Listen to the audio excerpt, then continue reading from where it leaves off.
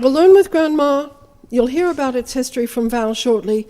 We're a very active but small team, and I'd like to just introduce some of the team to you today.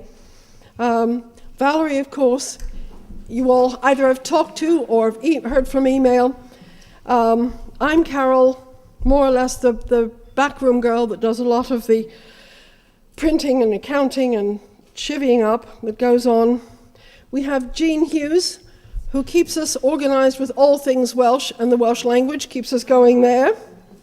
We have Rick Foote, who's standing at the back.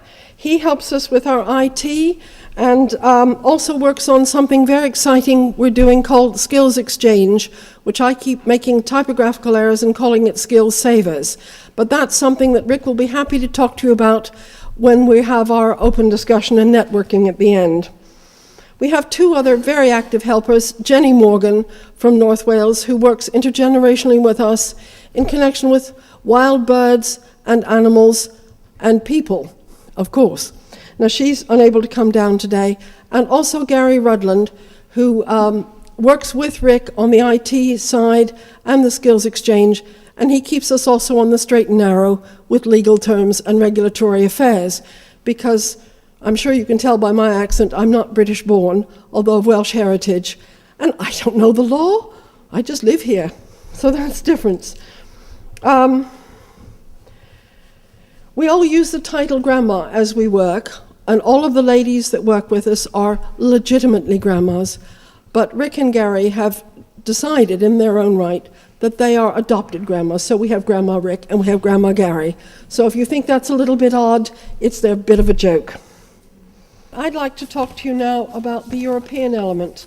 I know we're really here today to talk about intergenerational network in Wales.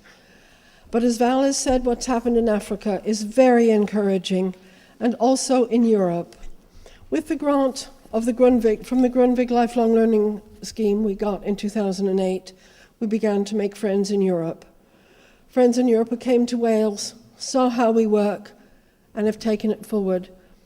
In 2009, I applied for more grants and was not successful. 2010, we applied for 2. And you're not supposed to get 2, but we did. We got one on different ways of teaching and another one on Learn with Grandma networks and Grandma Days. And we've got 14 partners in Europe who are hearing and taking the little flame that we've lit here in Wales throughout Europe, and it is terribly exciting. The first project we had, Val's told you about, it was for preserving minority languages in a majority language situation. And that was very educational for me, both with our French and our Hungarian and Austrian partners. It was a very steep learning curve, but the one thing that has held Learn with Grandma in good stead is that my late colleague Sue Davis, who worked with me on this project, she and I both had experience of European funding. And when we met with our other partners, they had not a single clue. And we were on the edge of shutting the project down. Sue and I and Dr. Elsie Reynolds of Trinity went off, had a coffee, and said, right, shall we shake this puppy by the neck and make it work, or shall we go home? We decided to take it forward, and the end product was a 4-language document of 30 pages each language, Rick? Something like that. It was huge. But we've done Wales proud, and we've carried ourselves forward with the concept that we know how to work. And this is what's taking us forward with the Learn with Grandma intergenerational projects. Val met the lady who's responsible for UNESCO's educational division. She's the chair of e-learning for UNESCO, Emma Keselova. Now, Emma encouraged Val to apply for a European network project, which involves now 17 countries. We filled in the forms. I must admit, Val and I and Rick burned midnight oil. We ended up with a 90-page project, and it's gone in. And light a penny candle for us that we get it, because we'll be able to spread the word of what's going on in Wales throughout Europe and how we respect all of the generations who live in our towns and cities and countryside. No. Oops. Yep. So that really is the European element. It's enabled us, it's given us funding to help carry on working in Wales. It also, we have to travel to Europe. That's one of the provisos of the Wood-Gaige project, is that you must go to each other's country. So we are able to take what we learn and do here to all of our partners.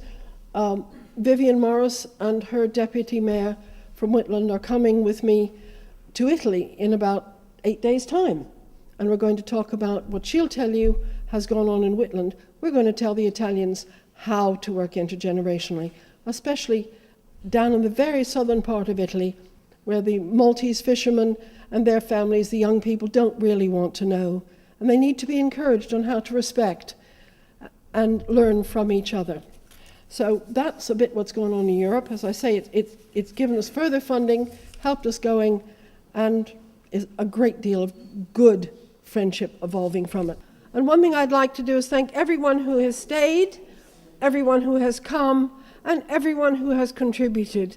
And I think you all have contributed, even if you haven't spoken, by listening, and hopefully you'll take away to your home regions this idea of intergenerational networking, because we do need it, and the people who can do it are you. And thank you very much.